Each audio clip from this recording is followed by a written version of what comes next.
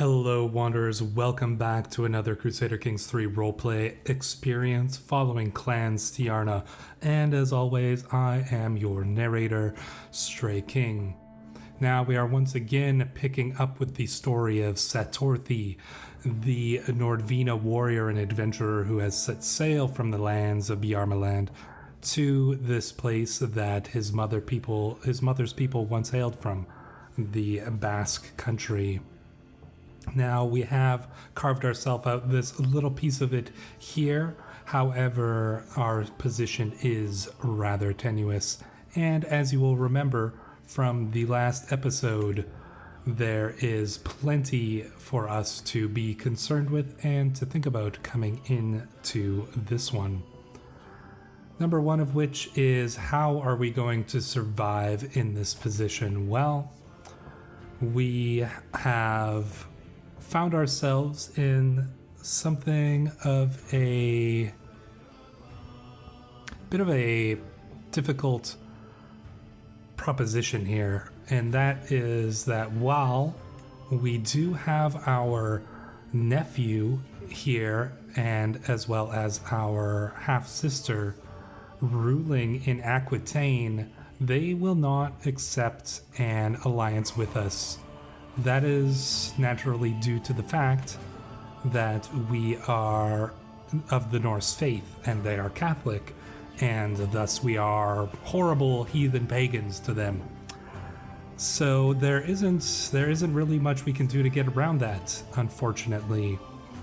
However, in some ways I am seeing Chieftain Satordi similar to the historical character of Rollo, who was the one who led the Great Raid on Paris and then eventually became the ruler of Normandy, having converted over to the Catholic faith and being essentially given the role of guarding northern France from his former members of the faith, of the Norse faith.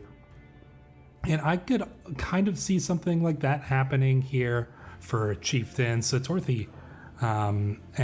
Perhaps getting some sort of alliance with Aquitaine in return for our conversion to the Catholic faith.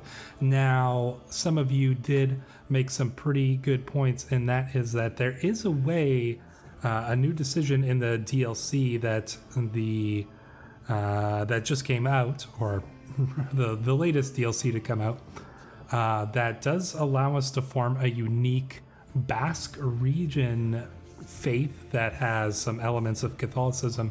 But in order to do that, we do need to convert to Catholicism, and there's a bunch of other things we got to do first. But we aren't simply just gonna click the button here. You know, we could easily just go in, boom, here, click the button and convert to faith. That would be very easy. It wouldn't be any trouble, and it would be very advantageous to us. But we don't really like to do things like that as much as possible in these roleplay series. We like to add a little bit more weight to it. I think we are going to go down that route, and the majority of the comments in the last episode did suggest that we should go down that route.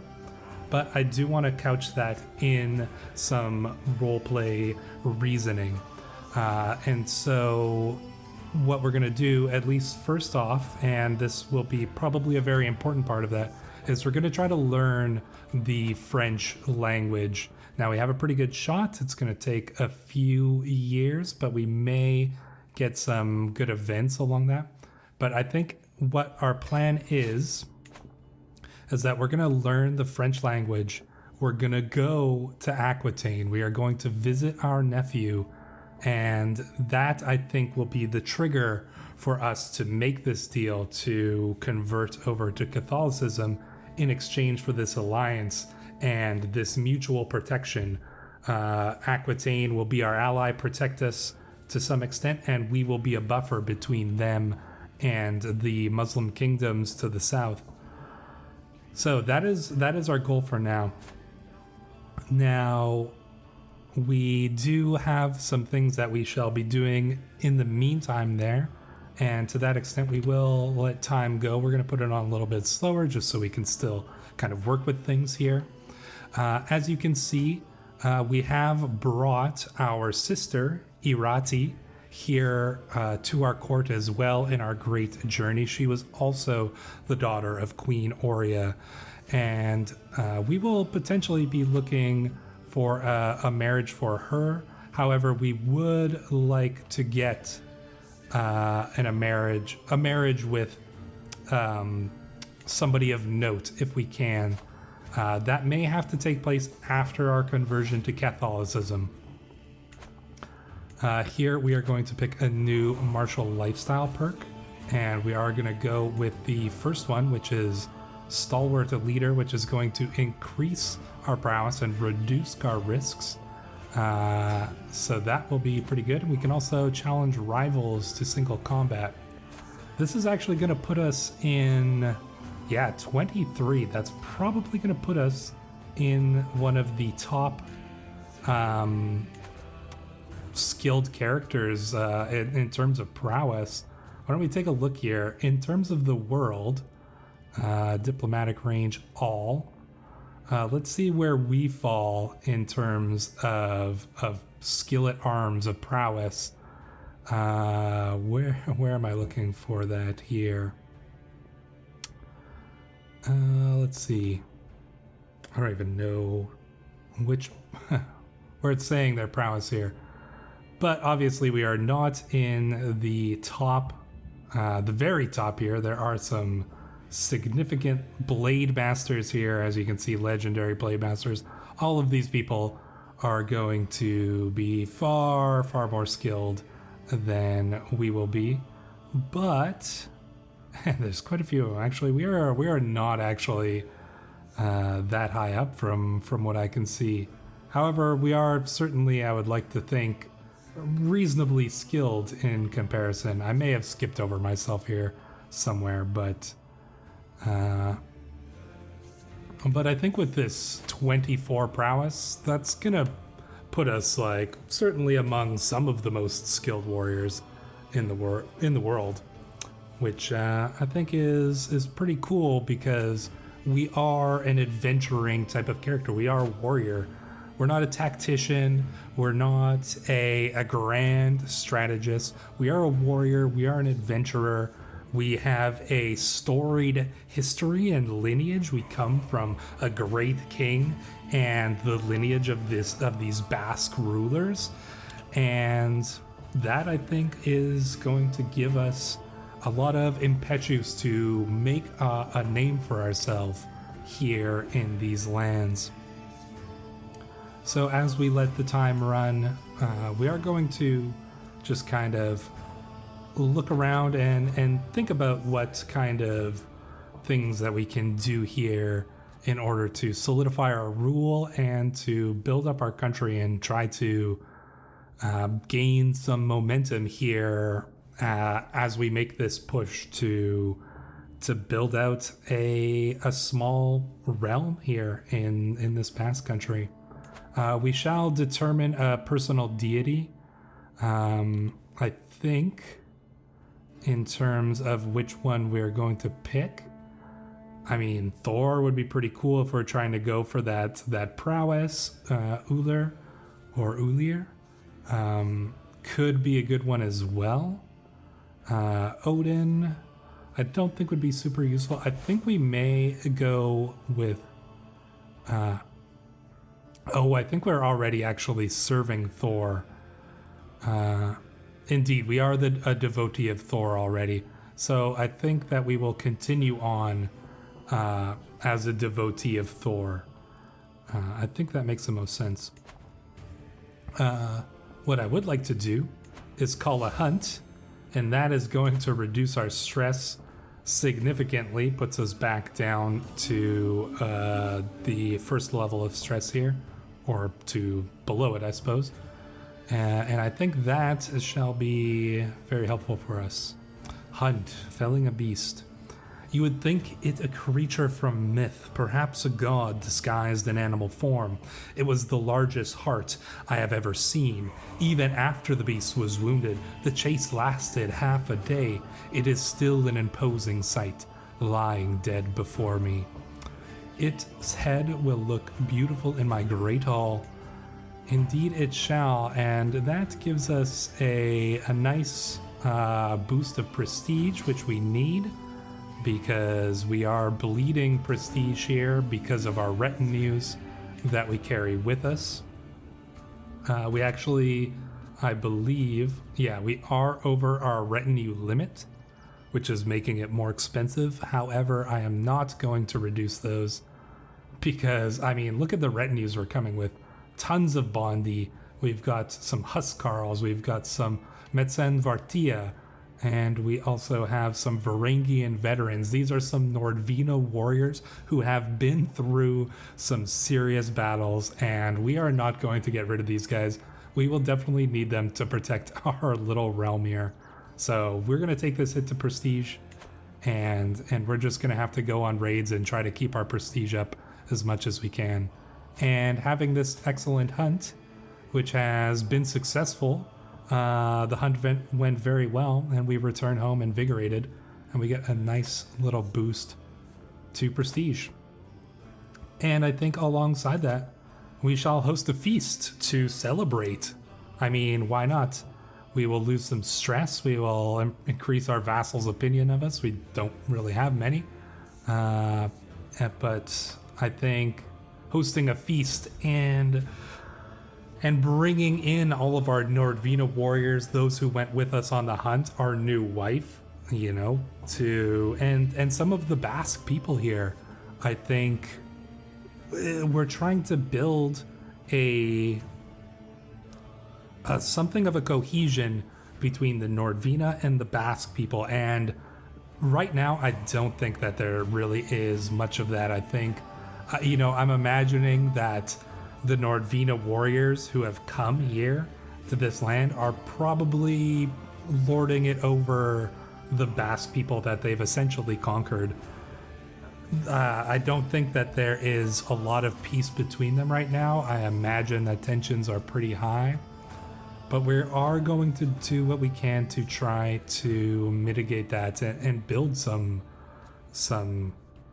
positive relationship, and perhaps there will be a melding of cultures in the future. The guests are gathered in the great hall, lords and ladies from the near and far reaches of the realm. The moon is bright, and the spirits are high as the feast begins.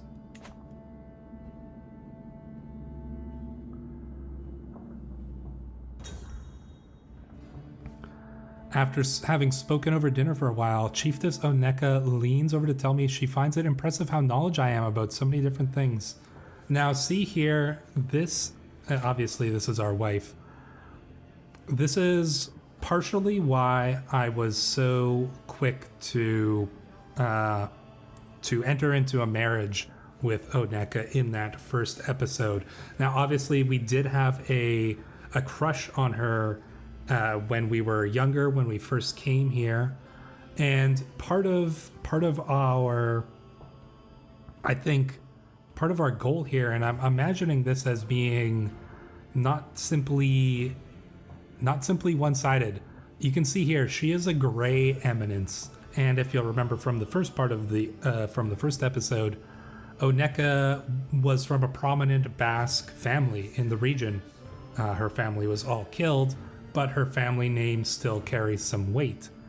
And I think she sees herself as someone who can try to ease the tensions between the Nordvina and the Basque to try to keep her people, you know, keep her people safe. So I think that there was something in her that prompted her to engage in this marriage as well with Satordi in order to try to form that bond, to try to get her people some level of safety, some level of peace. And of course, Satordi was willing, he was infatuated with her. They both held some feelings for each other. I mean, look at Satordi. He's kind of a hunk, right? He's a super skilled warrior. He's brave. He's just. He treats people fairly. And I don't see any reason why they would not develop feelings for each other. So I think there is a little bit of that, a little bit of politics here on Chiefess Oneka's part. And on Satordi's part, I think it was a marriage of love, one that he would not have been able to get had he stayed in the Nordvina lands. So that is partially why we entered into that marriage so quickly. I think that it was something that was mutually agreed upon by the two parties. And as you can see here, she finds Satordi to be a good man, an impressive man, somebody who's knowledgeable. He's not just a barbarian. He's not just some raider who came to conquer her lands. He may have seemed so at first, but over those few years that they spent together, she came to realize that he is in many ways a good man, an honorable one, and one with whom she could find herself falling in love. So we gain some prestige. Her opinion of us increases. Her opinion of us is already pretty good, as you can see, even despite the fact that we are of different religions and different cultures. My lord, the wine. We cracked open the next barrel. It has gone bad. It has all gone bad. The feast is still raging, but without drink, the mood is sure to dwindle at a cruel pace. The wine merchant should still be in town. We will lose 50 coins. Or we could have everybody pitch in. No, I don't think we would do that. I think that we would probably want to fight off that thirst. This is going to give us a lot more prestige for 10 years. That's a big prestige boost and better opinion. And I think it makes sense from the roleplay perspective. Our Nordvina warriors, they are the ones that are defending this country. And we want to make sure that they are happy. So we are going to pay for their drink. And that is going to give us a nice little boost to our prestige here. As one plate of food is replaced by the next, my wife, Chiefess Oneka, goes on and on about investment opportunities. And that was how we salvaged that mess. Are you sure I am not boring you, my lord? So as you can see here, Oneka's family were obviously very prominent merchants in the realm. And she's kind of telling us stories about her family and the dealings that they had. And I think, do we have her continue with this conversation? I don't think that makes. I mean, maybe we would be interested in this and hearing more about this, but why don't we talk about more about you instead? I mean, we're in love with this woman, right? I think that this only makes more sense. We would rather hear about her than about this. So we are going to select this option. And as you can see, this is a good marriage. We are very close with each other. And we are getting closer to forming a friendship with her as well. There's obviously mutual attraction, a love that is forming. But I think with the cultural differences, we're still trying to form a friendship with our wife. With everyone headed home for their respective homes, I am proud to say that the feast was a success. I have my wife Oneka to thank for much of its success, and I feel nothing but gratitude as she sees the last few guests off. Yeah, so Oneka is very, very helpful and very important to what we're doing here. So I think that takes care of pretty much all of essentially our decisions, the things that we can kind of do. Can we fill up our court with anybody else? I don't think we really want to right now. Antiquarian, we don't need that. We don't need, we could use a seneschal, but Do we have anybody who's skilled? Aptitude, excellent. I mean, who the heck is this guy? Where did you come from? Yakali El Sarpati.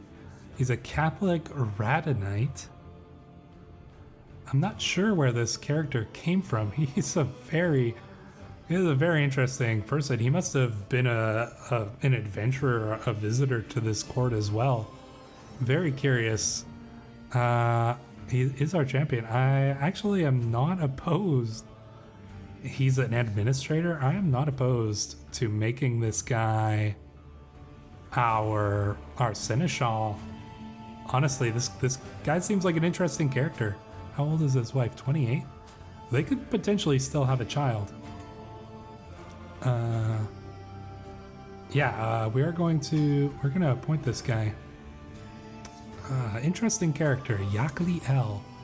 We're gonna put a pin in you because you're an interesting character. We're also gonna go and quickly put a pin in our good friend Gretier as well, because he is obviously a very interesting character, and he does have a son, Mandek Gretierson. So we have some interesting characters in our court. We're gonna try to keep an eye on some of these. While I have come to expect mischief from my daughter and heir Aurea, her creativity keeps me on my toes. When it is not a prank, it is her a brawl, a disgruntled tutor, or Gray's knees from an adventure gone wrong. Well, she takes after some members of her family for sure. She is rowdy. We have a very rowdy and rambunctious child. I'm fine with that. You know, she is going to hopefully grow up to be a very good person and probably a bit of a troublemaker. I think that we may attempt to go on another raid. We don't have too much else to do, but the question is, where are we going to raid? We can't raid these nearby lands. If we try to go here, we are going to just lose troops for no reason. I don't want to do that. Do we want to raid Asturias? I don't really think that we do, to be honest. I'm tempted to sail north to Brittany, potentially. I think we could probably handle raiding some of these countries. And I think that's exactly, well, this has been raided. Do they even have money here? Yeah, they do. There's some money to be raided here. Yeah, so we are going to gather our warriors. We're going to change our commander here. Obviously, we want to be in charge of this raid. And we are going to put sails on our ships and just head out on this raid here. As you can see, our learn language scheme is progressing in due time. And we shall land here in Brittany and take for ourselves some loot. Oh, interesting. Raid or trade? As my troops and I prepare to sack the lands of Cornwall, I'm definitely pronouncing that wrong. I'm going to be pronouncing things wrong in pretty much this entire series. So just get used to it, honestly. It seems the local towns are rich, but many are heavily fortified, and we could well be caught out by vengeful armies before we can break into the juiciest targets. All is not lost. The art of good raiding is all in exploiting opportunity, and we could perhaps arrange trade and tribute in exchange for staying our blades. Perhaps the local count would be amenable. We probably could make money trading, pillaging anyways. What kind of lily-livered feudal coward makes money without raiding? We could get a truce with him. It would add 10 loot. Who is this guy? Oh, he's a Satru as well. Interesting. From Clan Sigurdur. Interesting. He's another adventurer. Do we want to... Oh, but look at him. He's a sinner. You know, he's rakish, a murderer, a kinslayer. Oh my gosh, this guy is like... This is a pretty terrible guy. How many people has he killed? He's just killed one. I guess this was his relative. Murdered. Yeah. No, I don't think we're going to make peace with this guy. He does not seem like we are a just character. He is not. We are going to pillage him anyways. He can bring out his armies and face us in battle if he so chooses. Satordi would be more than willing to face him in battle. And I am fine. Yeah, look, okay, he's raising his troops, but he runs. He runs. Yeah, if he wants to come and attack us, he can go ahead and try. I am more than confident in our troops' abilities to win that fight. We have captured his daughter, age 5. We could potentially ransom her. Which I think for a favor, for 10 coins. I don't think we're gonna keep this young girl in prison, though. We will ransom her back. I don't see any point in keeping her in prison.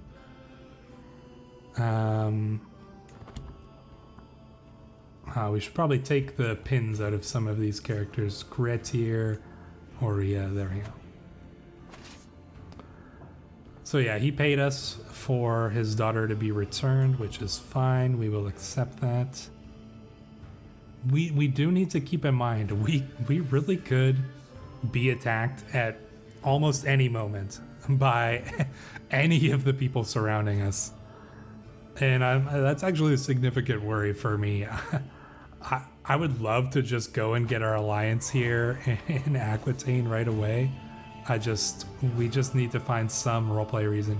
Even if we don't get the language in time, if we can get some sort of roleplay reason, like, you know, maybe if our spouse is at 100, she's obviously Catholic.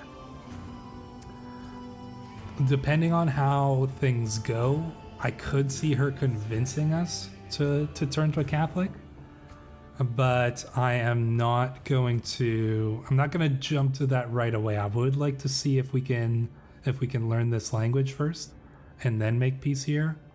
But I think we can kind of keep that as a bit of a backup in order to potentially convert to Catholicism based on our wife's good advice, really. Oh, nice. Our men-at-arms negotiation. Men-at-arms maintenance is minus 25%. Well, that's pretty awesome. I'm pretty happy with that. We're gonna go and raid all of these lands here. Could we go? Oh man, how much money do we have in our army here? We got lots left. Oh, but that would be in France. They don't have a lot of troops. We could go and raid France, honestly. Oh, they're so in debt. They wouldn't even stand a chance against us, and they're in so many wars. We could easily go and raid the realms of France here. Honestly, might do that. There's a lot of money here. A lot more than we would get there. Yeah, so we're gonna probably take this and this. And then maybe... Oh, where are you going? Better not be going to my lands. I'd be very upset if you tried. Alright, so we are raiding France here. Very successful raids. Nobody has dared to come out to attack us so far. Who rules these lands? Just the Duke of Neustria? Just a child. Yeah, they stand no chance against these Nordvina warriors. We're just going to take all of their plunder, and then we're going to return home and be happy in our newfound wealth. To be completely honest with you, I am very satisfied with how this raid... Oh, and we captured his kinswoman. A giant of a woman. Hunchbacked, though. Oh, that's his wife. He will not accept a ransom. Why are you Because you're so... We captured the king of France's wife? She's betrothed. Ah, she's betrothed. I see. Interesting. Do we just keep her here? We'll move her into house arrest, I suppose. I guess we'll just kind of we'll bring her back here to Irun and see what happens with that. Interesting. So, I mean, well, okay. Here's an interesting thing. Okay, so we're gonna bring her back, but I suspect that as our Nordvina warriors and our troops return here to Irun, we are going to bring our spoils back and return to our wife, who I just have a feeling will probably tell us that returning Isabel here, the King of France's betrothed, returning her without a ransom may actually be a wise decision rather than irritating what could potentially be a very powerful ruler any more so than we already have. We could offer this as a peace offering, negotiate her release. We